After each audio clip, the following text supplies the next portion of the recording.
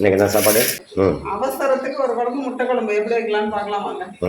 First எண்ணெய் ஊற்றிக்கிட்டு கடுகு உளுத்தம் பருப்பு கடலைப்பருப்பு சேர்த்துக்கலாம். அடுத்து கருவேப்பிலை, 1/4 டீஸ்பூன் இஞ்சி பூண்டு பேஸ்ட்டு. இது நல்லா பச்சை வாசம் போகிற அளவுக்கு வதக்கணும். இப்போ நல்லா வாசம் வந்துருச்சு இஞ்சி பூண்டு பேஸ்ட்டு. இப்போ தண்ணி ஊற்றிக்கலாம். இது பச்சை தண்ணி. இப்போ பச்சை தண்ணி ஊற்றினோடனே 1/2 ஸ்பூன் ஆரி மாவு, 1/4 டீஸ்பூன் மஞ்சத்தூள், 1 ஸ்பூன் மிளகாத்தூள், காரத்துக்கு ஏற்ற மிளகாத்தூள், வீட்டில் அரைச்ச செலவுத்தூள். இப்போ இதுங்களாம் இதுலேயே சேர்த்துக்கலாம். இப்போலாம் குழம்பு வந்து சுண்டும், அதனால கம்மியாக உப்பு சேர்த்துக்கணும். இப்போ மீடியமான சைஸு தக்காளி வரணும். இதுலேயே புளிஞ்சு விட்டுக்கலாம், அப்படி கிண்டி விட்டுக்கலாம். பாருங்க தண்ணி இடம் தான் இருக்கும். இப்போ நல்லா ஒரு கொதி வரட்டும். இப்போ பாருங்க இந்த அளவுக்கு ஒரு 10லேருந்து 15 நிமிஷம் அந்த தண்ணி கொதிக்க விட்டு ஒரு கொஞ்சம் சுண்டன பின்னாடி முட்டையை உடச்சி ஊற்றிக்கலாம். சிம்மில் வச்சுட்டு அழகா கொதிக்காதப்போ ஊற்றணும். கோழி முட்டையை உடச்சி இதில் ஊற்றிக்கலாம்.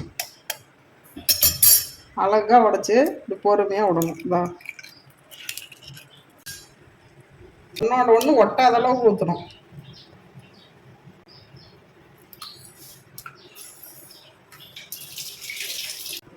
உங்களுக்கு வந்து அதில் உடச்சி ஊற்ற முடியலன்னா இந்த மாதிரி கப்பில் அப்படி அசாமல் இப்படி உடச்சி ஊற்றி பாருங்க, உடச்சி ஊற்றி அதுக்கப்புறம் இதை எடுத்து இப்படி ஓரமாக அழகா ஊற்றி விட்டுலாம் ஒரே இடத்துல.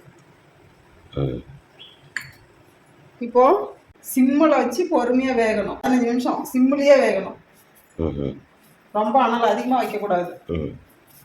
அந்த 15 நிமிஷம் வேகிறதுக்குள்ளே கரண்டி போட்டு கிண்டக்கூடாது. அப்புறம் குழம்பு ரெடி ஆயிடுச்சு.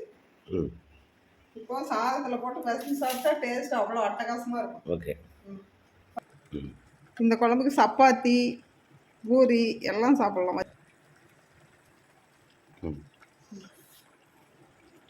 அவ்வளோதான். அவசர குழம்பு சூப்பராக டேஸ்டியாக இருக்குங்க.